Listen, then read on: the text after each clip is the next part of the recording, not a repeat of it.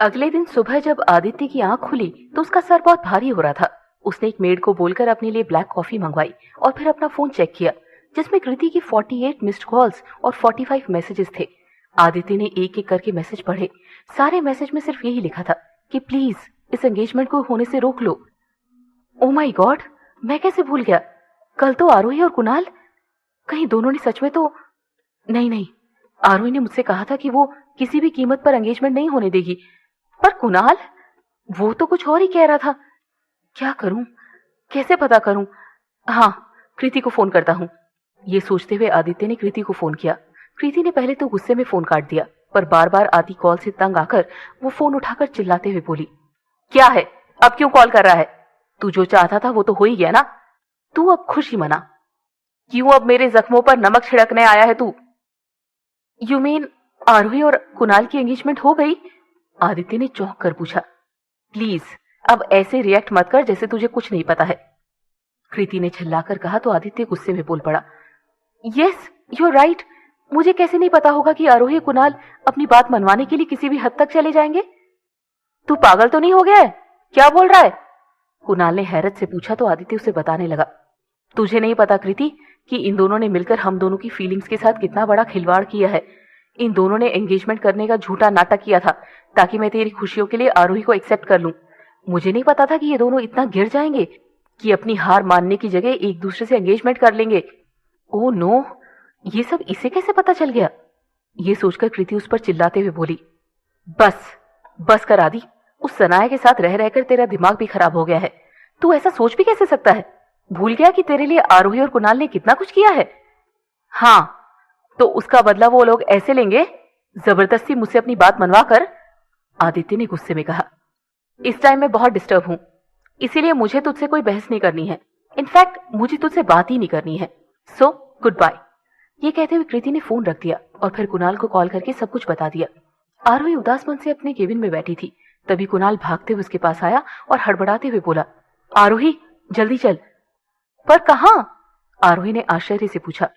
मैंने तुझे बताया था ना मेरे बैकअप प्लान के बारे में, हमें अभी आदित्य के घर जाना होगा, कुणाल ने कहा तो आरोही गुस्से में बोल पड़ी। बस कर कुणाल, और कितने ऐसे फालतू के प्लान्स बनाकर अपनी और कृति की जिंदगी से खिलवाड़ करता रहेगा? तू मान क्यों नहीं लेता कि आदि मुझसे नहीं सनाया से प्यार करता है? तूने देखा ना कल क्या हुआ? मैंने तुझसे कहा था वो नहीं आएगा और वही हुआ।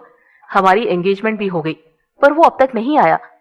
हमारी एंगेजमेंट नहीं हुई आरोही, कुणाल ने गंभीर होकर कहा तो आरोही उदास होकर बोली, हाँ, पर ये बात सिर्फ हम जानते हैं, हमारे पेरेंट्स नहीं। उन्होंने तो शादी का मुहूर्त भी निकलवा लिया है। और तू क्या चाहता है कि इस झूठी एंगेजमेंट की तरह हम झूठी शादी भी कर लें? नहीं, शादी तो तेरी आदि से ही होगी और सच वाली होगी। तू चल मेरे साथ। ये कहते हुए कुणाल आरोही का हाथ पकड़कर उसे वहां से ले जाने लगा, पर आरोही ने झटके से अपना हाथ छुड़वा लिया और उसे गुस्से से घूरते हुए बोली, मैं अब तेरे किसी भी प्लान का हिस्सा नहीं बनूंगी और ना ही तुझे कोई बेवकूफी करने दूंगी। मैं अभी घर वालों को सब सच बता दूंगी। तूने अब तक मेरी हर बात मानी है, प्लीज एक आखिरी बार और मान ले, उसके बाद तुझे जो ठीक लगे तू वही करना। मैं तुझे नहीं रोकूंगा, पर प्लीज एक आखिरी मौका दे दे, क्योंकि यहाँ सवाल सिर्फ तेरे प्यार का नहीं, आदि की जिंदगी का भी है। आदि की जान खतरे में है आरोही, इसीलिए तू प्लीज मेरे साथ चल। ये कहते हुए कुणाल आरोही का हाथ पकड़कर उसे आदित्य के घर ले गया। उसके साथ क्राइम ब्रांच के कुछ ऑफिसर्स भी थे। रास्ते में कुणाल ने आरोही को उस खबर के बारे में बता दिया था और खबर सुनकर आरोही दंग रह गई थी। खिड़की से उन सबको एक साथ देखकर आदित्य को यकीन हो गया कि सनाया सच बोल रही थी। आरोही और कुणाल ने ही उसे फंसाने के लिए सब प्लानिंग की थी और इसीलिए वो दोनों ऑफिसर्स को साथ लेकर आए हैं। आदित्य ने तुरंत सनाया को पीछे के दरवाजे से बाहर निकाल दिया और खुद उन ऑफिसर्स के पास पहुंच गया। कहिए ऑफिसर, आज हमारे घर कैसे आना हुआ? आदित्य ने एक औपचारिक मुस्कान के साथ पूछा। आवाज सुनकर देव और अवंतिका भी अपने कमरे से बाहर आ गए और उम्मीद भरी नजरों से आरोही और कुणाल की तरफ देखने लगे। कुणाल ने ही उन्हें इशारे से भी दिलासा दिया। इतने में ऑफिसर बोल पड़े, मिस्टर मेहरा, हमें खबर मिली है कि आपने सनाया वालिया को अपने घर में पनाह दी है। क्या आप जानते हैं कि वो एक क्रिमिनल है? उसने अपने हस्बैंड का मर्डर किया है। ये बात सुनकर देव और अवंतिका चौंक गए, पर आदित्य हंसते हुए बोला, और ये खबर जरूर आपको इन दोनों ने दी होगी। आदित्य को हंसते हुए देखकर आरोही और कुणाल मन ही मन सोचने लगे कि आदित्य इतनी सीरियस बात इतने हल्के में कैसे ले सकता है। यस, दूसरे ऑफिसर ने जवाब दिया तो आदित्य उन दोनों को गुस्से में घूरते हुए बोला, इन दोनों की तो आदत ही हो गई है, हर किसी के साथ खेल खेलने की। आप इनकी बात को सच मत मानिए। हाँ, मैं मानता हूँ सनाया से मेरा रिश्ता था, पर वो बहुत पहले ही मुझे छोड़कर जा चुकी थी। अब उससे मेरा कोई रिश्ता नहीं है। पर हमारे पास आपके घर का सर्च वारंट है, ऑफिसर ने कहा तो आदित्य मुस्कुराते हुए बोला, या श्योर, आप घर की तलाशी ले सकते हैं। ऑफिसर्स ने उसके घर का हर कोना ढूंढ लिया, पर उन्हें ना तो सनाया मिली और ना ही उससे जुड़ा कोई सबूत, क्योंकि सारे सबूत सनाया पहले ही मिटा चुकी थी। ओह, हो गई तसल्ली आप लोगों को? अब आप जा सकते हैं और अगली बार ऐसे फालतू लोगों की बातों में आने से पहले इनसे अपनी बात का कोई सबूत मांग लीजिएगा, आदित्य ने गुस्से में कहा तो ऑफिसर कुणाल की तरफ देखते हुए बोले, डॉक्टर कुणाल, क्या आपके पास कोई भी सबूत है सनाया वालिया यहीं इसी घर में थी? ये सुनकर कुणाल देव और अवंतिका की तरफ देखने लगा, पर इससे पहले देव और अवंतिका कुछ कहते आदित्य ने उन्हें इशारे से मना कर दिया। कुणाल समझ गया कि वो दोनों मजबूर हैं, इसीलिए वो चुप होकर खड़ा हो गया, पर तब तक आरोही बोल पड़ी, मेरे पास सबूत है, इस घर का सीसीटीवी। ये सुनकर आदित्य गुस्से में आरोही की तरफ देखने लगा, पर आरोही खुद को मजबूत करते हुए मन ही मन बोल पड़ी, चाहे जो हो जाए, मैं उस सनाया को तुम्हारी जिंदगी बर्बाद नहीं करने दूंगी। ऑफिसर्स ने सीसीटीवी का फुटेज चेक किया, पर उसमें कहीं भी सनाया नहीं दिखी। ये देखकर सब हैरान रह गए, खुद आदित्य भी। डॉक्टर कुणाल, डॉक्टर आरोही, आप दोनों ने हमारा बहुत वक्त बर्बाद कर दिया है।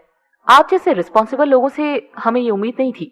प्लीज अगली बार अगर आपको कोई भी जानकारी देनी हो तो प्रूफ के साथ दीजिएगा।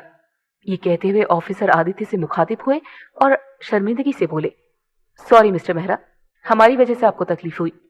It's okay, but make sure कि ऐसा दोबारा ना हो, आदित्य ने अकड़ कर कहा। ऑफिसर चले गए और आदित्य गुस्से में आरोही और कुणाल को घूरते हुए बोला, मैंने मना किया था ना तुम दोनों को, पर तुम दोनों नहीं माने। आदित्य, आप बात को समझ क्यों नहीं रहे हैं? सनाया आपको धोखा दे रही है, उसने सच में अपने हस्बैंड का मर्डर किया है, आरोही ने परेशान होकर कहा तो आदित्य चिल्लाकर बोला, अच्छा, पर धोखा तो तुमने भी दिया था ना मुझे आरोही, ये शादी का झूठा नाटक करके। मर्डर तो तुमने भी किया ना आरोही, मेरे जज्बातों का। क्या कहा था तुमने मुझे कि चाहे जो भी हो जाए तुम ये एंगेजमेंट नहीं करोगी? फिर क्यों कर ली? सिर्फ इसलिए ताकि तुम दोनों मुझे हरा सको? मैंने कभी नहीं सोचा था कि तुम दोनों मेरे साथ इतना बड़ा नाटक करोगे। इससे पहले कुणाल और आरोही कुछ कहते, देव बोल पड़े, बस कर आदित्य, अब तक मैंने तेरी हर बात नजरअंदाज की, पर अब नहीं। तुझे पता भी है तू क्या कर रहा है? मुझे अच्छे से पता है डैड, मैं क्या कर रहा हूं, पर आपको नहीं पता कि इन दोनों ने मेरे साथ क्या किया है। इन दोनों ने मुझे गलत साबित करने के लिए कृति की खुशियां छीन ली है।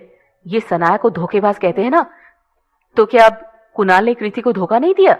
कितना प्यार करती थी कृति इससे, पर इसने अपने बदले के लिए उसकी खुशियां तक तबाह कर दी। अगर आपकी नजरों में सनाया बुरी है तो इन्होंने भी कौन सा अच्छा काम किया है?